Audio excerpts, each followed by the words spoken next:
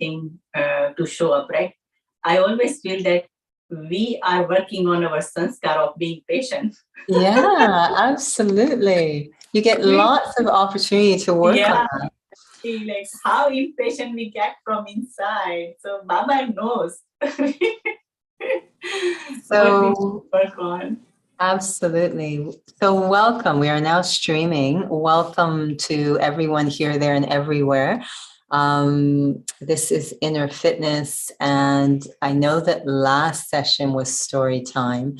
So we are actually going to double up on story time because one of our participants today, Hema, shared a really fascinating story this morning. I thought it'd be really good launch point for conversation. But first, before she tells the story, first, we are going to have a little reflection, if that's okay. And it's really going to be an experiment. Sitting comfortably, and again, eyes. Actually, I'm going to come back to the eyes in just a moment, but sitting comfortably and bringing my attention completely into this moment, as if time has stopped. And I am free, completely free to give myself my full attention.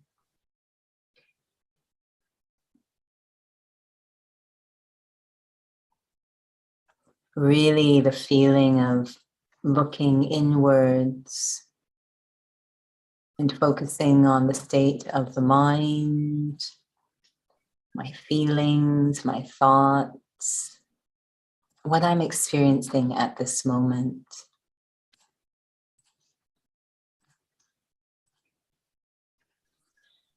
And I'm first going to try to do all of this with my eyes closed. So I'm actually going to invite you to close your physical eyes. Go ahead. I'll keep mine open because otherwise I might fall over. So you close your physical eyes.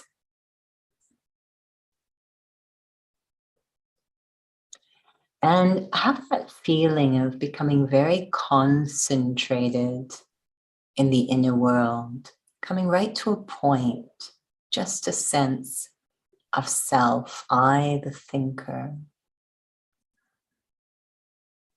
This very timeless, pure, essential experience of the self.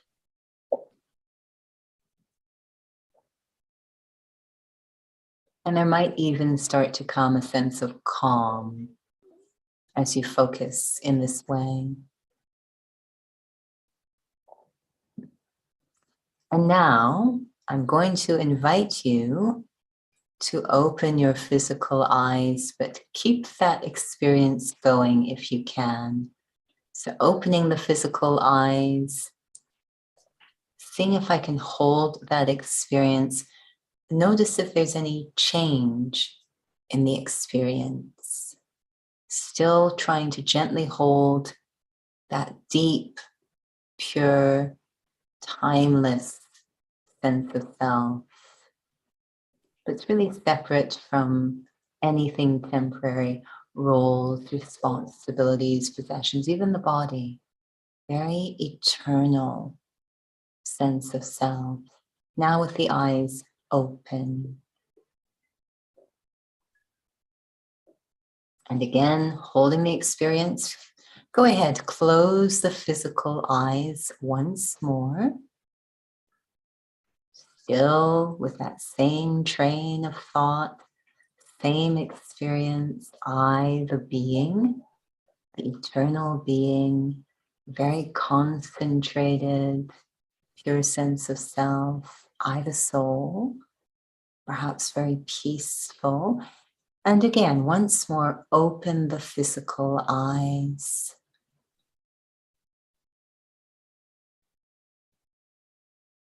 And notice if there's any shift in the experience, what happens.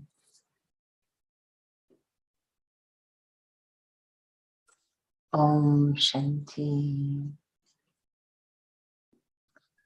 We'll come back to that whole experiment. But first, Hema's story. Very interesting story. Hema, are you okay to tell it? Because I don't think I'll do it proper liberty. So I'm hoping that you're okay to actually share the story. Is that okay? Okay. Go ahead. There was one island, and in that island, people who were living there, they were blind. So one time, one young man, he entered into that island. He went into that island, and everybody's blind. So that man was normal. He was seeing through his eyes. So when people of that island came to know that he's seeing through his eye, first of all, they rejected that, no, you cannot stay with us because you are seeing through eyes, and which is very abnormal. You cannot stay with us.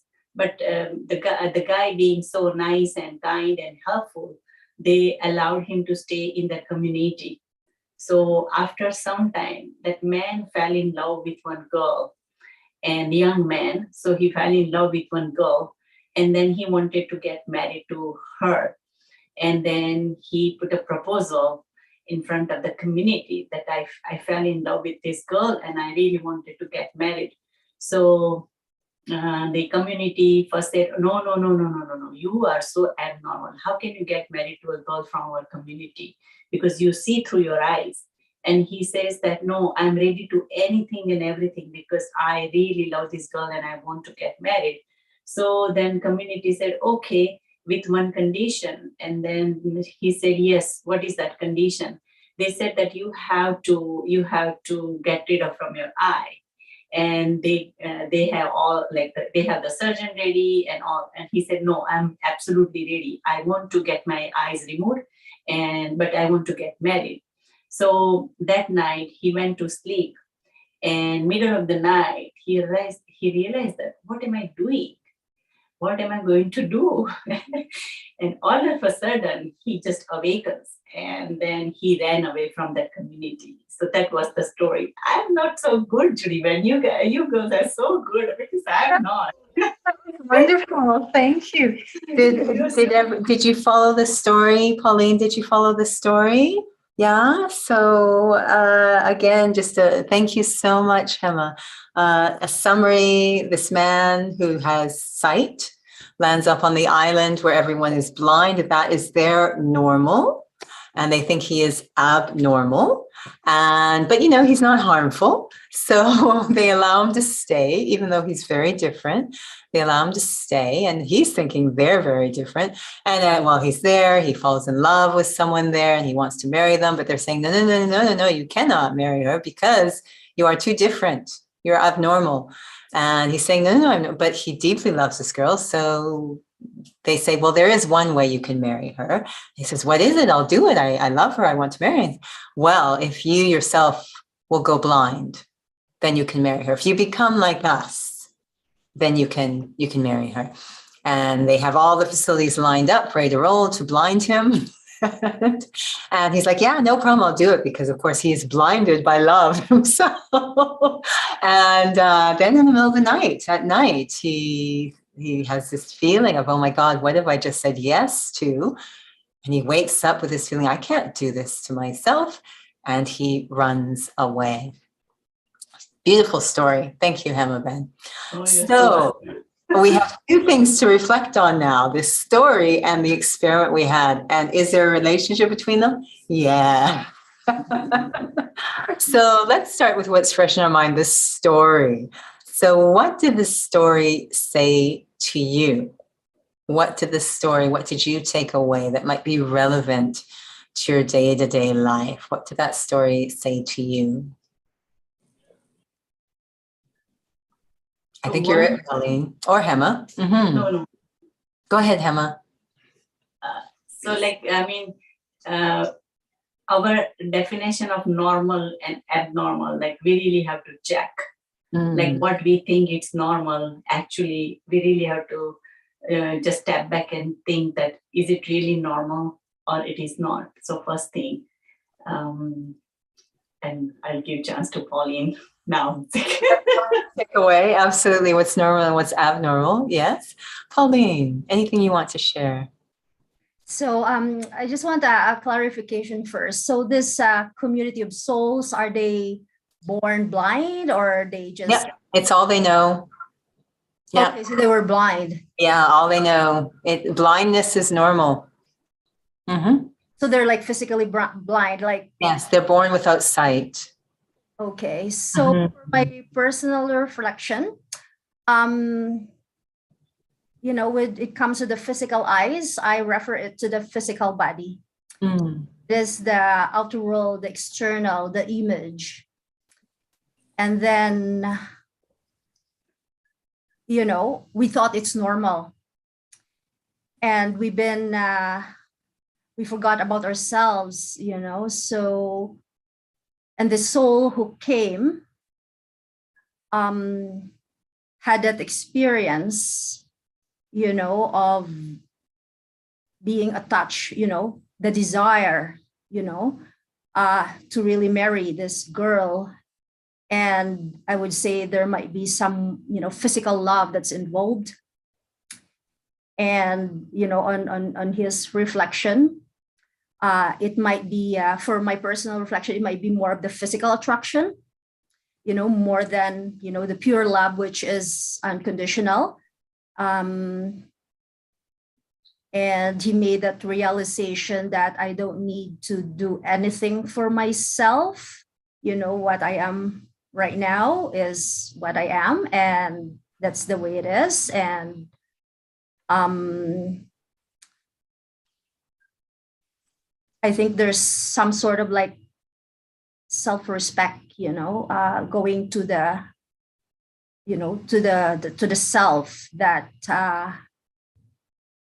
what makes me happy, what doesn't make me happy, you know. So that's the way I see it. So I think just a summary is, you don't need to really change the physical, or because someone has told you to change, you know, you need to be, you know, you have to have the knowledge, you know, of yourself, of you really are, in order to have that, you know, truth about yourself. So that's how I see. Yeah, lovely. Thank you, Pauline. Emma, did you want to share anything more? I was just thinking about the story more relates to the spiritual blindness. I mean, most of us, like I would say right now, we are even like we know, like we are spiritually awakened, but how many times in a day, like I go blind, spiritually blind, right? So it's more like a spiritual blindness, and we think that that's very normal. Like whatever we do with your spiritual blindness, that's absolutely normal. And another thing I was thinking about, no, for now it's because it might take some time to get back to me. So for now. So listening to the story a second time, it reminded me, of course, of a major Hindu epic, the Mahabharata. And this is an epic that goes on and on, and the setup for the jewel, the Gita, is it takes a very long time to work your way up to that. But one thing that's established, many fascinating things are established that are so spiritually symbolic. And one of them is we've got these two camps, if you will, that are going to go at battle.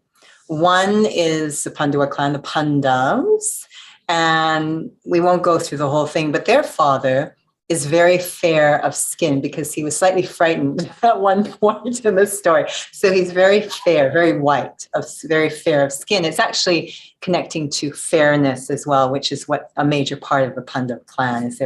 They are fair in terms of ethics and morality. But also their cousins are the other side, the Kauravas, and their father was blind. And this is the whole setup for the battlefield, is that, he asks Sandra, please relate to me what's going on, be my eyes, tell me what's happening. So the father and the Kauravas represent the vices: ego, lust, greed, attachment, anger, and their father is blind. So the idea of from blindness is born these various things. What blindness? And this is where we overlap with the spiritual.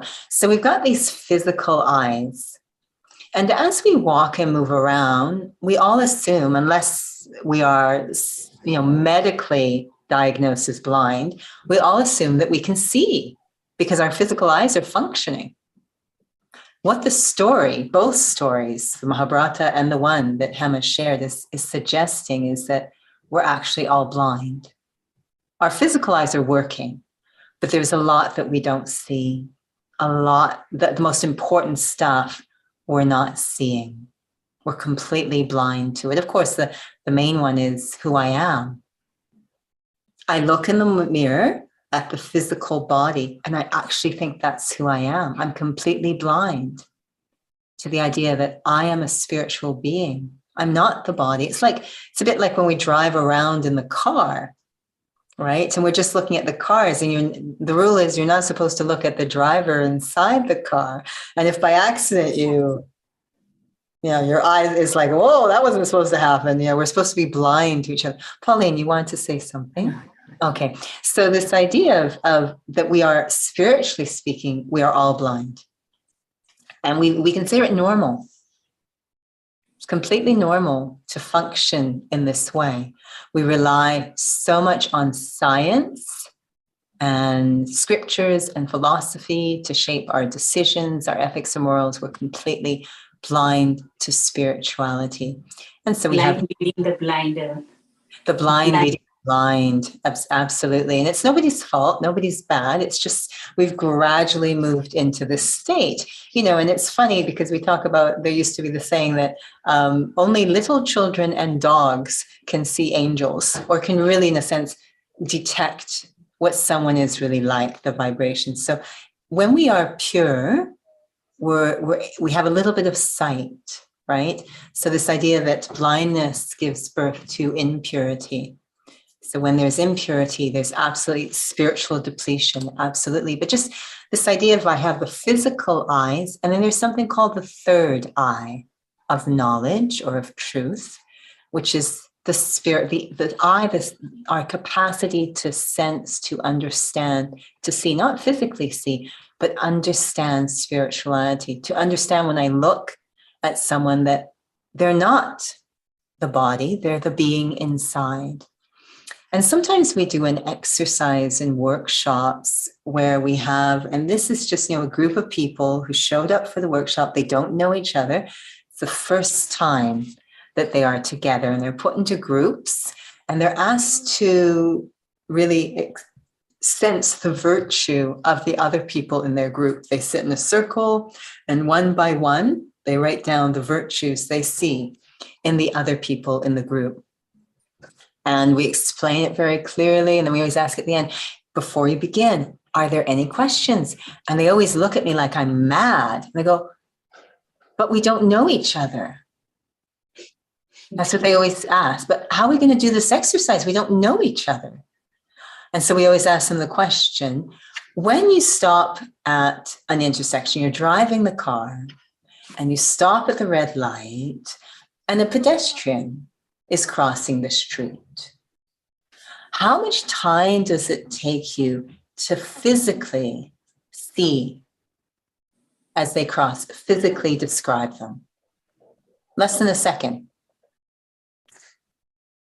Right? We can physically describe that person. So our physical eyes are working just fine. We don't need to know them. I don't know the pedestrian, but I can physically see them. In a second, I describe them physically. Why can we not do that spiritually? I don't need to know them to do it physically. Why can't I do that spiritually? I don't need to know them. But if I'm blind, if that capacity, the eye of spirituality has been closed, then I don't have that. But if it was open, in less than a second, I can spiritually recognize another person, their vibration, their qualities, their character, their needs, what's going on in a second. If I'm not blind. So we've normalized spiritual blindness. And we just function with physical blindness. I don't know how this society and your story function, Emma, but they must have had a way of functioning. So it's just the fictitious story just to give us this very important metaphor. Yeah. So what's interesting about the young man is that literally blinded by so-called love, that he was willing to give up the gift of sight because he felt this attraction, this desire. And we always say, blinded by desire.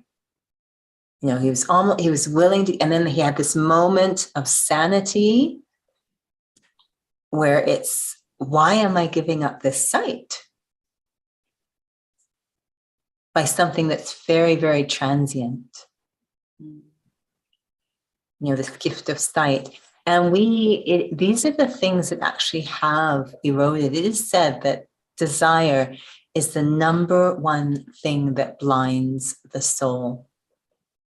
And just think about it, when you're in a situation and you want things to be a certain way, and you are just so attached, fixated on that desire, that outcome, you completely miss so many other things, completely miss any other possibilities you are blind to. You don't even hear what other people are saying. You know, very often this is what we hear in terms of relationships is I'm speaking, but you're not hearing me. So we not only become blind, we become deaf. All of our spiritual capacities have shut down. And so we rely on science, rely on spiritual cues. We're relying even on these so-called vices to try and be our compass to move through the world. So it's fascinating to think about, what is this spiritual blindness? What happens when the third eye closes, this eye of spirituality? You know, we've normalized that, we function. And how would things be different if that third eye opened, if my spiritual sight was restored? And, you know, one of the titles for God is Eternal Surgeon, that he does this operation. And again, it's not a physical operation, but he does this operation where he restores our third eye. He gives us back sight. We call it the third eye of knowledge because he restores it by giving knowledge, reminding us of the truth, reminding us, oh, you're a soul. Remember, you're a soul. And literally, once I experience that, it's as if that spiritual eye starts to operate again.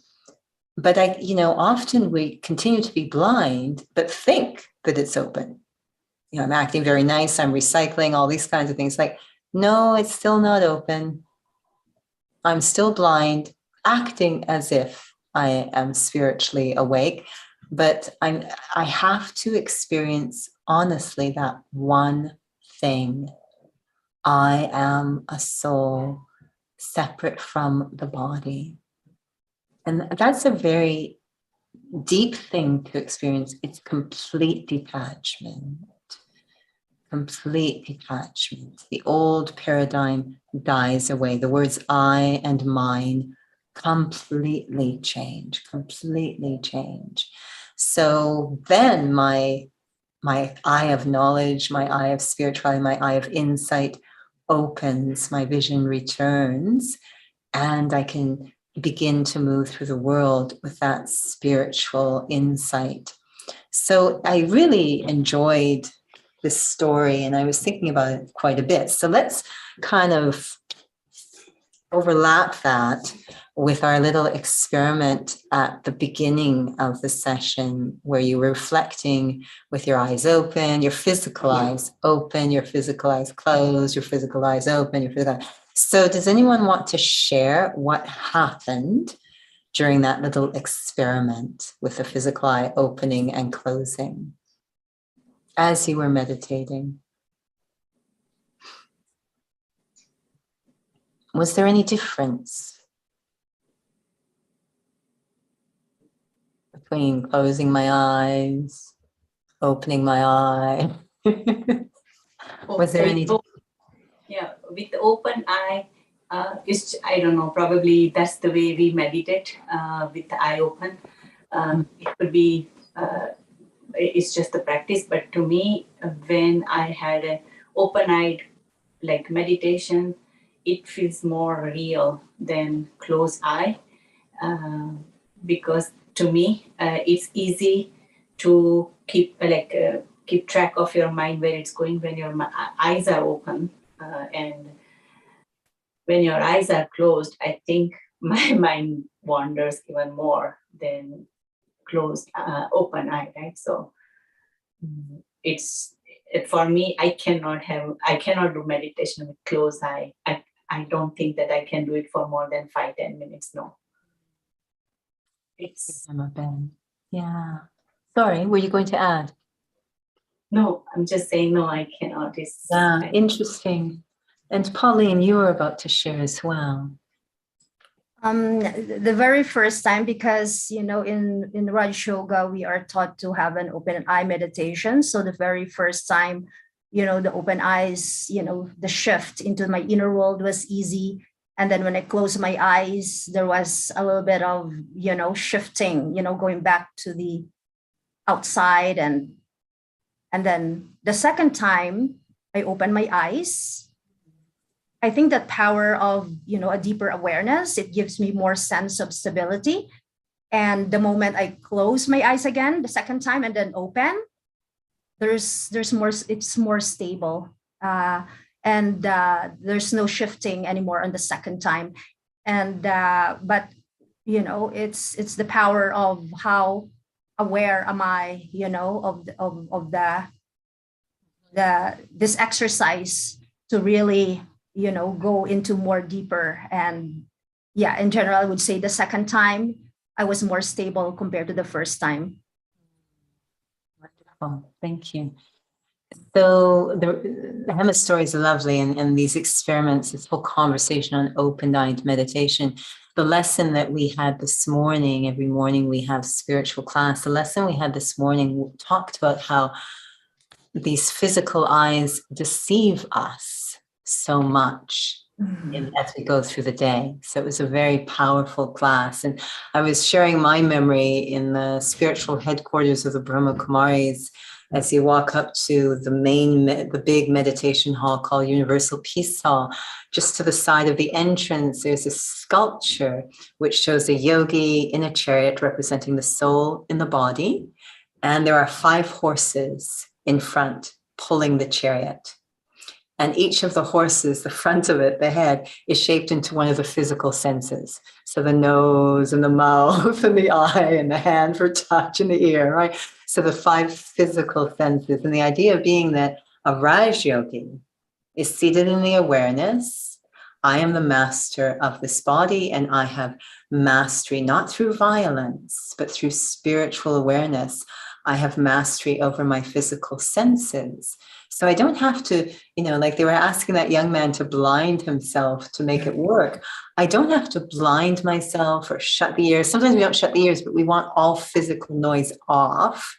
We want to have certain things going on. And, I don't need to do all of that in order to have that spiritual awareness. And it's a sign I have mastered soul consciousness or spiritual awareness, that I can do it with the senses operating. And actually, how I use the senses will be very different if I am in that driver's seat, that seat of self-mastery.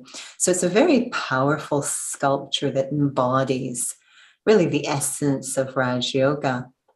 And so with the lesson this morning and what these kinds of experiments do is it suggests that for very long we had been blind. What that means is our physical senses were ruling us. So we would see something and it would determine what we think. It would determine our decisions. We would hear something, it would determine what we think and what we choose to. When we say decisions, how we act, and this will be a problem. If my actions are being shaped by information coming from the outside through the sense organs, that's called a reaction. And this is going to be a big problem when it comes to something called the law of karma. So through the physical senses, I am enslaved. In other words, I'm being affected, and it's shaping how I think and what I choose to do. This is called spiritual blindness. My physical eyes are open, but the spiritual awareness is not there. So I'm operating from the outside in. I'm going through the day in a very reactive way. And I'm also, my sense of happiness and peace is so dependent on what's going on outside and coming to me through my physical senses. So that's the scenario we've been operating on. And what Raj Yoga is looking at is activating, opening that third eye, that spiritual awareness, putting us back in the driver's seat. So we start to operate from the inside out. So I, the soul, aware of my capacities, my virtues, powers, inner wisdom. I'm connected to this as being spiritually awake, eyes open, spiritually awake. And I'm going to operate through my physical senses. My physical senses, what's coming from the outside world will not rule me, but I, the soul, am the master of my senses. And so I might physically see something, but it will not determine how I operate, right? I will operate appropriately to what I see, but it's going to be my response rather than reaction. My response will be shaped by my inner resources. And we'll come back to that in just a moment. So that's being spiritually eyes open. What happens as we travel on this journey is there's a battle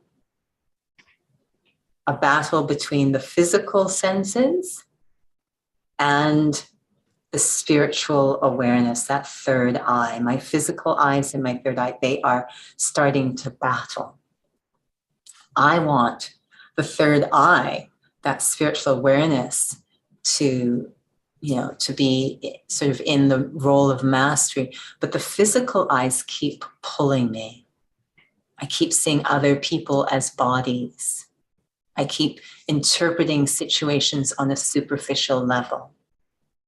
My physical eyes keep deceiving me. That is, I'm going from the inside out. They're shaping what I think and therefore how I act.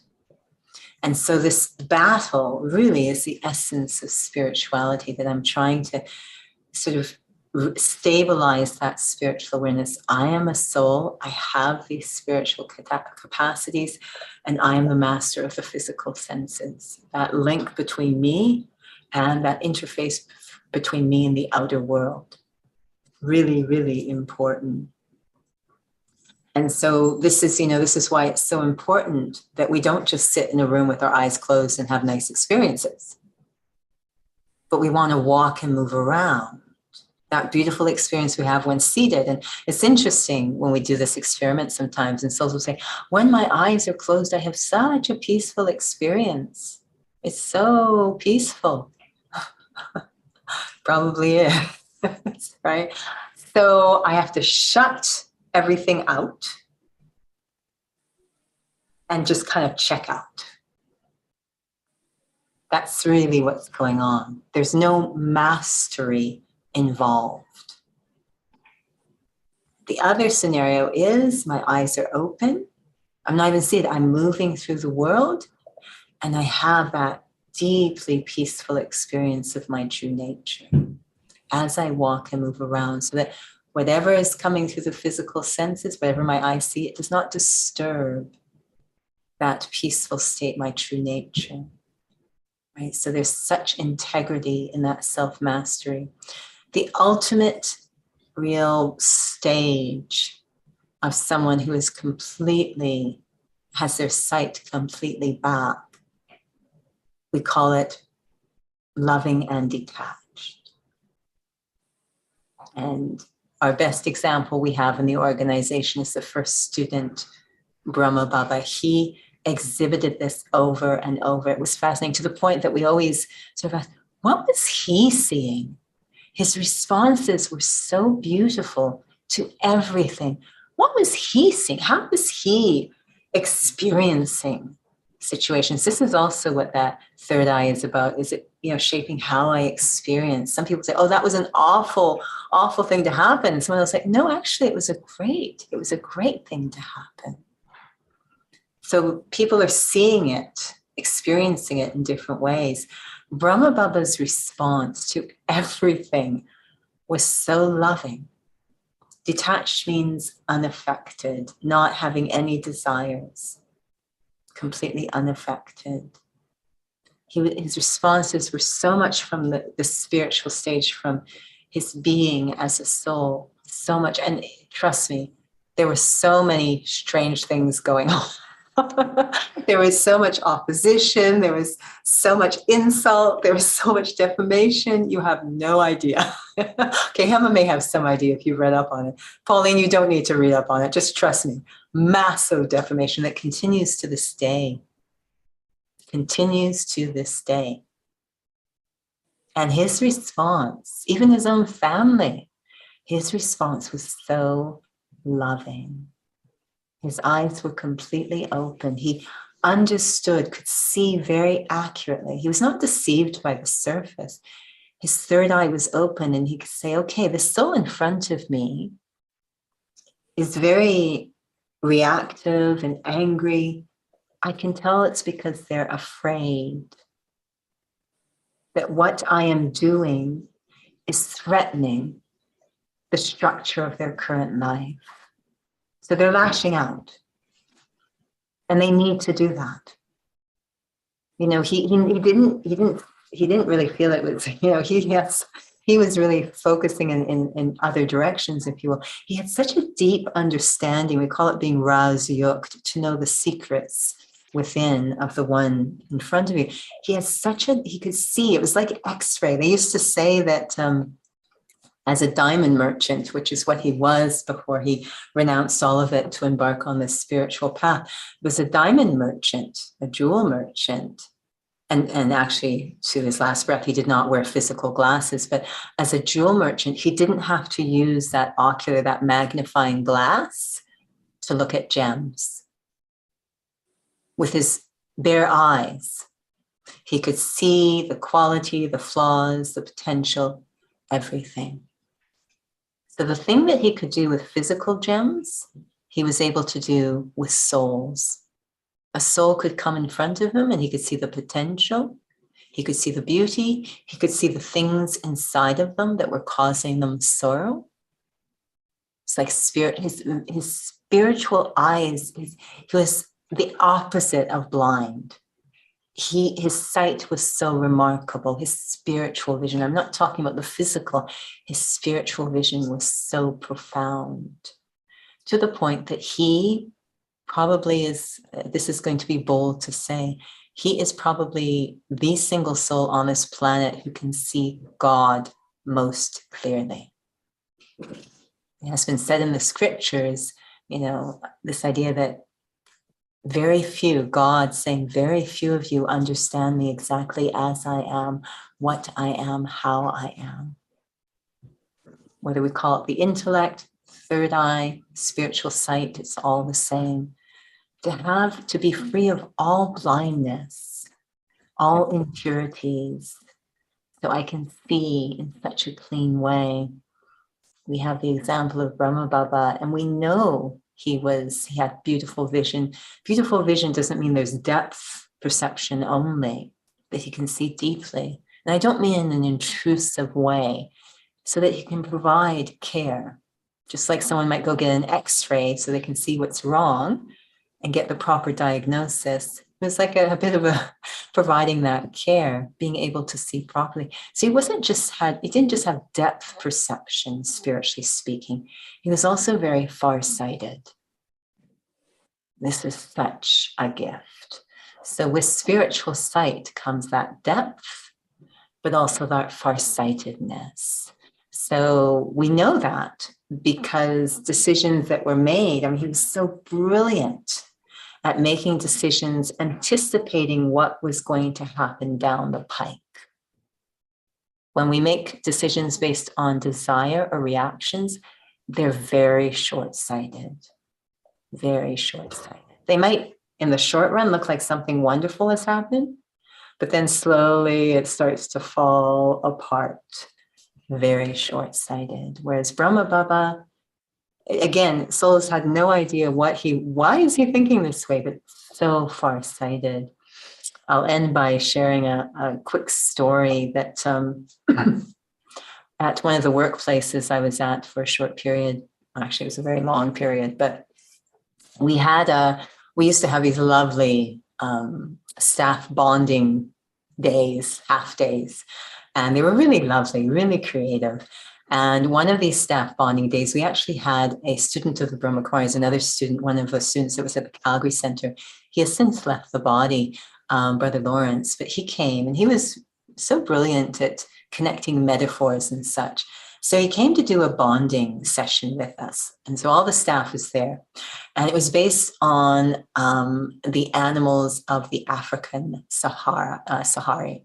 So he was describing, I think it was 5 different animals. There was like the water buffalo, and there was a special kind of monkey, and a special kind of dog. And, you know, they were all from Africa, and he knew the personality of each of these animals. And so he had a little self-inquiry we could do to determine which one of the animals we were. And these staff bondings were lovely because what they always were designed to do was to help us to see each other in a more accurate, understand each other. Why does my staff person think that way? So when I understand how they operate, and it's different from me, then it's much more easier to work together and appreciate their speciality. So we did this wonderful workshop. And I remember one of our staff, it was the only brother on the staff at the time, James. He was, I think it was called the mad dog something or other. It was one of these animals, a mad dog something or other. And this particular animal is like a suicide mission type of animal. If you want the job done, hire this animal. They will even kill themselves getting the job done, but they will get the job done. So James, and the majority, as he had described, the majority were these water buffaloes. What had happened was there was a problem that had emerged in the ecological system where the water hole had dried up. So the water hole had dried up, and the inquiry was, how do you respond to problems? And the water buffalo, which is the majority of people, is that what they do is they come together shoulder to shoulder as a pack, and they just keep digging at that water hole. They keep digging. They just do it harder and harder. Even though it's having no success whatsoever, they just try harder and harder at the same old method. Put their shoulders together. This is classic for most people. I'll just try harder.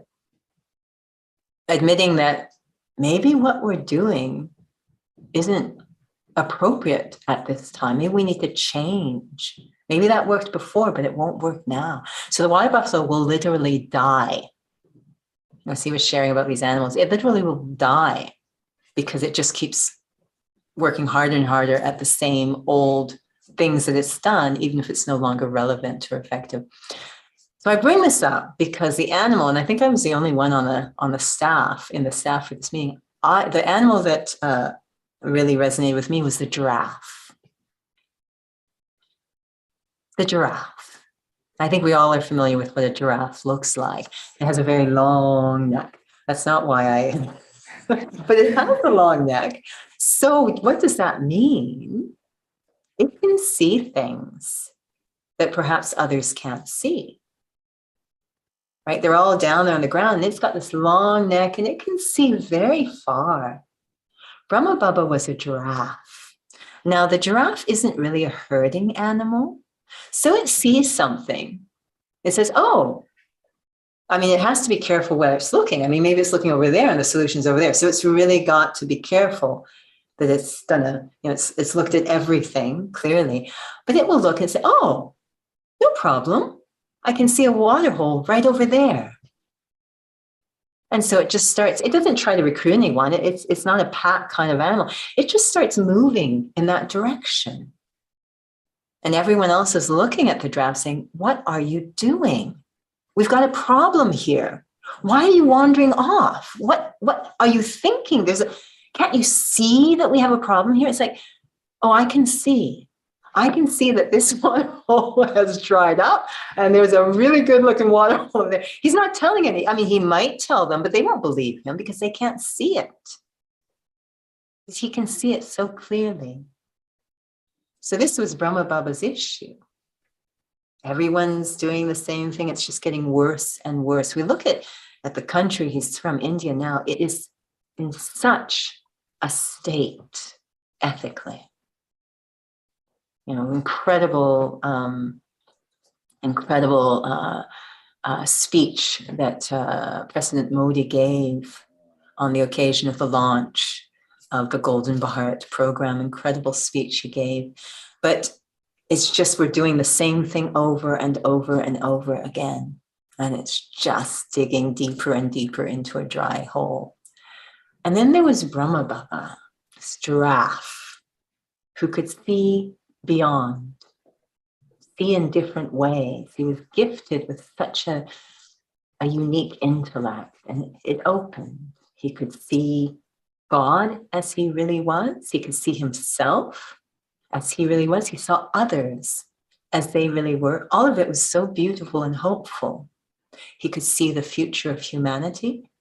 He could see what was going on, what was going to happen, and he could see the solution, and he could see the importance of purity. So he was wandering off in directions that others were saying, what are you doing? And he's like, but I can see it so clearly.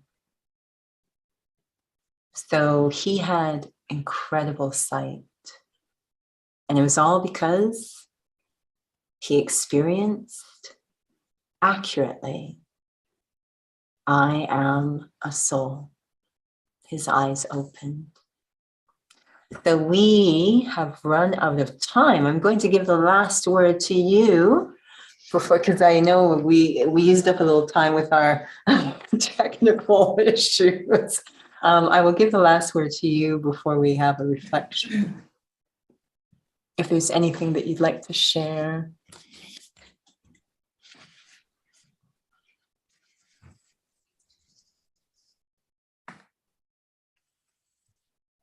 In our study, Baba's menus, in our study, we know that God speaks about being a stick to the blind. Mm-hmm. So he's not only referring to a physical blindness, but it's more to do with the spiritual blindness. Like, how can we stick to those ones who are spiritually blind? So that has, it's a beautiful, it's actually one of the hatha yoga postures as well, but that has a beautiful meaning. And there's two parts to that. First off, I have to make sure that I am seeing properly so that I'm not guiding people down a dark alley. Like, I have to make sure that I actually am not blind myself if I'm going to be a stick for the blind. But also, how are we going to do that when, really it's only by how we live our lives.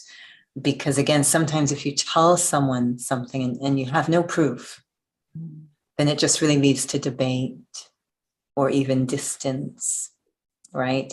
But if through the power, the beauty of my own life, I inspire. This morning we had this beautiful image of the attraction, the spiritual attraction of our face, of that awareness that we're actually happy. Mm-hmm. They sometimes joke that, sometimes on the spiritual study, oh, it's so hard. I have to wake up at 3 and I'm so tired. And it's like, this is not a face that's going to inspire anyone. Like, it's like, so I have a life of so much fortune. Like, it just radiates, the joy and the fortune radiates. This is a stick to the blind. Right. It's nothing physical that's me, I barely have a penny to my name, or it's none of this. But souls will be able to sense that you have something very valuable going on in your life. It will attract them. one of my colleagues, she like usually, I mean, it's a normal definition of the society we are living in, just watching TV till midnight and 2 o'clock. Like we started at 10:30, and then we watched this show and that show, and then I went to bed at 2 o'clock, and then next day she's tired, and like all these things. And then, but I said, what were you watching though? What was that of interest? She said, nothing much. Then I said, you compromise with your sleep for 4 5. And they all know that. I said, no, you must go to sleep just before 10, if not any earlier, at least latest by 10. And then lately she said that now I started following your schedule. I go to bed 10 and I feel so good because they all know that I go to sleep at 8:30. Yeah. No. 8:30? Can't even believe 8:30. I said, no, because you have to. Yeah, it's so funny. There's a Dr. Sachin Bai in, he shares his daily timetable. He's a medical doctor, so he's got to be with it while he's, at work, and he doesn't really get much rest time, but he's got a fascinating schedule. He wakes up very, very early. The full, and again, people might think, oh my goodness, you don't get sleep. Your diet is just, there's so much denial in your diet. How do you live with these things? And it's 7 days a week. And, and it's like, no Sunday for sun. No, they should feel fortune. No, this is a stick for the blind. Yeah. Right. So and he does so much advice, because he's always available. Like he is so much into Baba's seva as well, along with the hospital and all that. So the whole hospital team at Global Hospital is absolutely remarkable. And if you're listening and wondering what is this, you can certainly find out. I know they have beautiful videos online about Global Hospital, the Brahma Kumari's Global Hospital in Mount Abu. A remarkable team. Dr. Pratap, the whole team is remarkable. But that's for another day. Yes. So Pauline, did you have a last word you wanted to share? I think you just mentioned about that awareness of being the master, of the senses, and just to relate what happened earlier today when I was parking in a parking lot and maintaining that awareness of who am I, and even opening my door. And there was a soul next to my car, which really so, narrow, and she's talking on the phone and she looks distressed. And when I open the door, I am aware that there's no way for me not to bang. So I slow. It's very slow, but she was shocked, The window was closed, and her reaction, she's very reactive, and like this and doing this, and then being aware that I am not affected and you are a soul. I see her as who he really is. And I was actually smiling. It's like, it's okay. So I let her open the door, and she went up and checked her car. And then while she was doing that, I was like aware that this is only the vehicle. We're not really this. So it's kind of an association as well.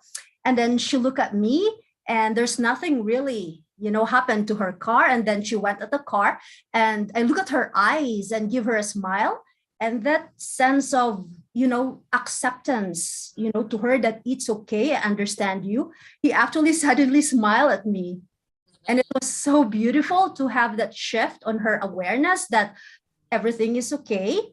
And that was magical experience as well, because I've never done that before, or else I'm always grumpy, that my fault or it's your fault. Having that mastery of your physical senses, adaptable, and you're able to bend or to flex your personality because you're able to understand or accept the person or the situation. Yeah, and I think, our true nature, we say our true nature as children of God is very benevolent, free of desires, free of any shame or guilt, very responsible, very mature. Our nature is quite deep, very loving. And so if we can stay in that mastery, what it means is that our true nature stays intact as we respond to anything and everything. That true nature, very loving, very benevolent, very mature. So there isn't that melodrama, that reactivity. We stay very mature. Even in the face of profound, as we saw with Brahma, profound defamation, the true nature remained intact, which is so appealing. So appealing. This is where happiness comes from. When we act according to our true nature, that creates happiness. It's called liberation in life. So much to reflect on in terms of what is that sight, what is that blindness. Found it very powerful, and I think it will definitely add another drop to what we're trying to do in this spiritual practice. So thank you for joining, and maybe we'll just take a short reflection at this point. I sit here with the physical eyes open because I don't need to close them to remember who I am. In the past, in considering myself to be the body, I never had to close my physical eyes to remember my physical sense of self. But now I want to remember my true sense of self. I am the being inside this body. I don't want to develop the habit that I can only connect to myself when my eyes are closed. I want my physical eyes open. They are wonderful feedback as I move through the physical world. But now I also want my inner eye open. The eye of truth. Who I truly am, seeing others as they truly are, even while that feedback is coming through the physical eyes. My inner eye has more power. So I see everything in such a deep way, always experimenting on the self. If a particular emotion or reaction emerges inside the self, I want to look at it in a deep way, clearly, see what's behind it, so that I can understand and respond to myself in a productive way. The spiritual sight is like gold. It is the key to reaching the destination, being a master of the self, Araj. Om Shanti. Again, thank you so much for joining.